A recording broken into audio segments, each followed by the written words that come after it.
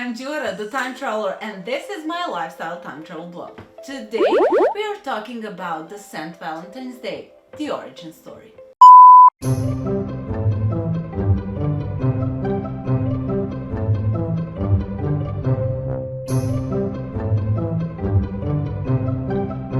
During the more or less same time as the St. Valentine's Day, the Romans celebrated Lupercalia, which was one of their most celebrated festivals. And that was a state public festival, which means it was feria stativa, an annual holiday, annual festival, which had a fixed date recorded in the official calendar.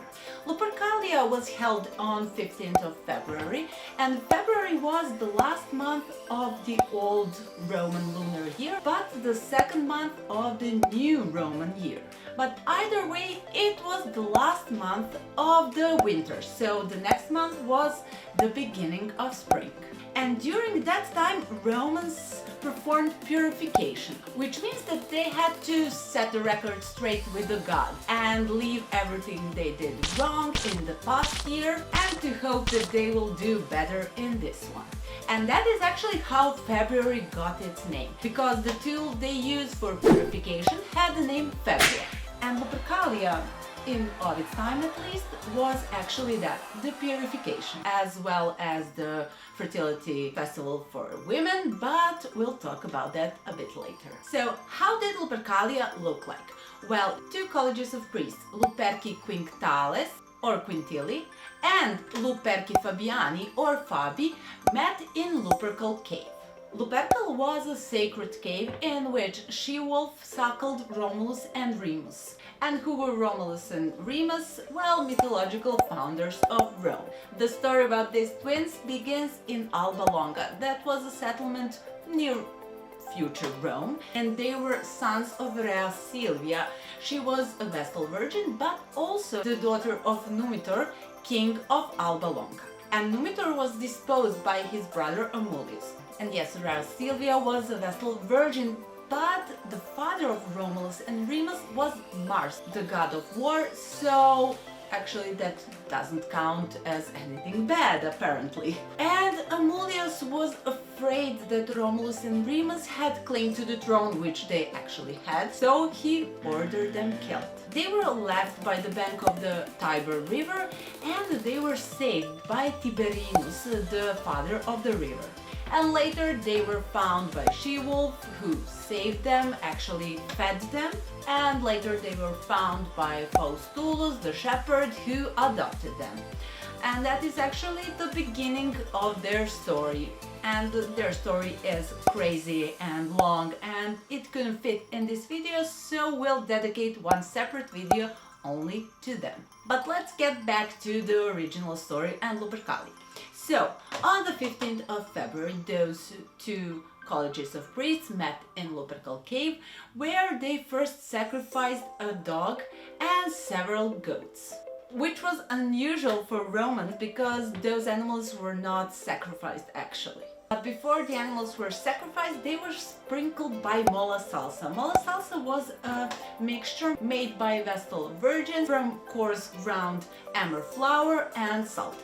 And that mixture was sprinkled on the forehead of poor animals and between their horns, as well as on the altar and on the sacred fire. Then, two priests, young priests, were selected, and their forehead was smeared with the blood from the sacrificial knife. After that, others wiped that blood with wool dipped in milk. And at that point, young men had to laugh. Then, the priests, or Luperci, cut up the skins of these goats into stripes, and they covered themselves minimally so they wouldn't be completely naked.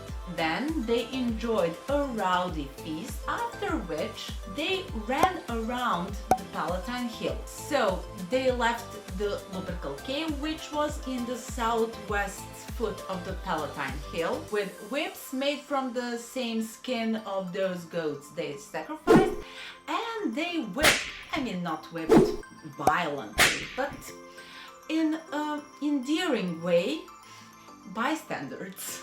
especially women. But women did not run away from this custom because it was considered a good fortune. Those whips signified fertility, so Roman women welcomed the touch of these skins. During Ovidius and Titus Livius' time, this act was about the purification of the Palatine Hill, which was actually the symbol of Rome, because that is where the city of Rome was founded.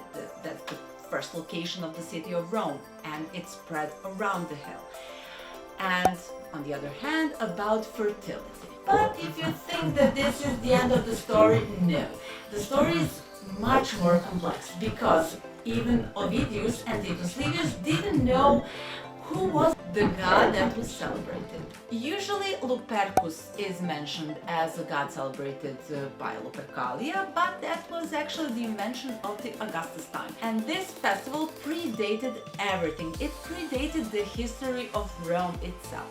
Ovidius mentions that the celebrated god was Faunus, but Titus Livius says that it was Inus. But either way, both gods are identified with the Greek god Pan.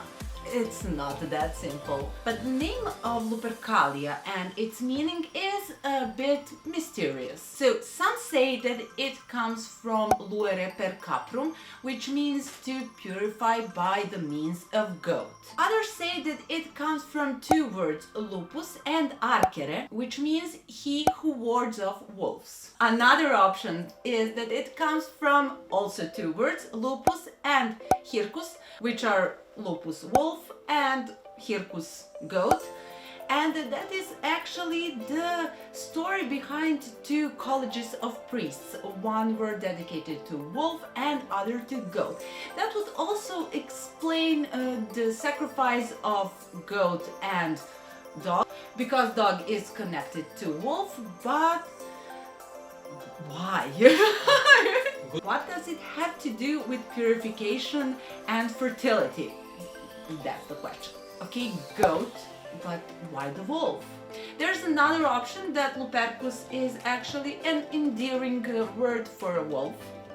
That would make sense in a connection to the cave and Romulus and Remus. But then other things are a bit problematic. One of my favorite interpretations is that Luperci were actually wolfmen, that they either protected from wolves or that they took forms of wolfmen and they could control those forms.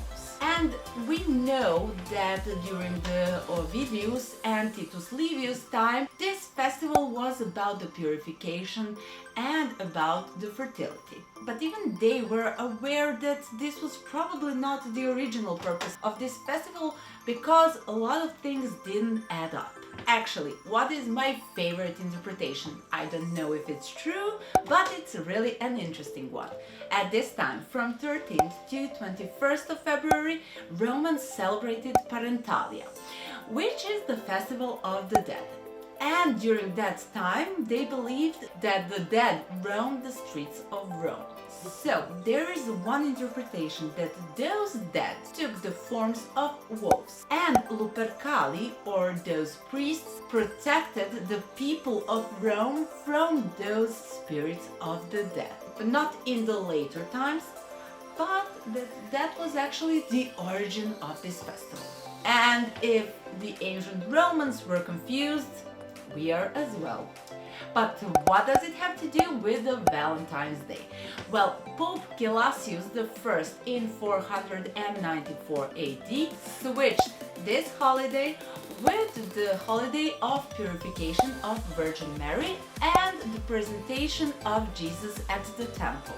Later on, that holiday was moved to February the 2nd, but the Christian Orthodox Church, or at least those churches that use Julian calendar, still on February the 15th celebrate this holiday. As we've seen, there's no mention of anything romantic about Lupercalia or about the purification of Virgin Mary or the presentation of Jesus at the temple. So where does Saint Valentine fit in? That was actually the later romanticization of Lupercalia and the fertility aspect of this festival. And that interpretation is actually the reason why people connect these two holidays. And who was Saint Valentine? According to the legend. So, our story begins 2000 years ago when Roman Empire was very powerful, and it was led by Claudius II, very notorious emperor. For many years he was very ambitious in his conquests, so he noticed that many of his soldiers felt homesick and the morale was a bit low. Claudius got this brilliant idea to prohibit marriage for soldiers. But since many of them were Christians, and they were led by their bishop Valentine, so Valentine of course was appalled by that idea, so he wanted to help poor soldiers by organizing secret ceremonies of marriage in his church. So Claudius found out about Valentine's secret plan, so he imprisoned him. So during the time in his imprisonment, Valentine fell in love with jailer's daughter. Unfortunately, the poor girl was blind, and one time he touched her eyelids and the miracle happened. She could see again. But execution was inevitable and happened on February the 14th. But the night before execution, Valentine wrote a love letter to his beloved, signed with "From your Valentine." So, happy Valentine's Day! And you know what to do. Like, subscribe, share, send to all, and we'll see you in our next video. Bye!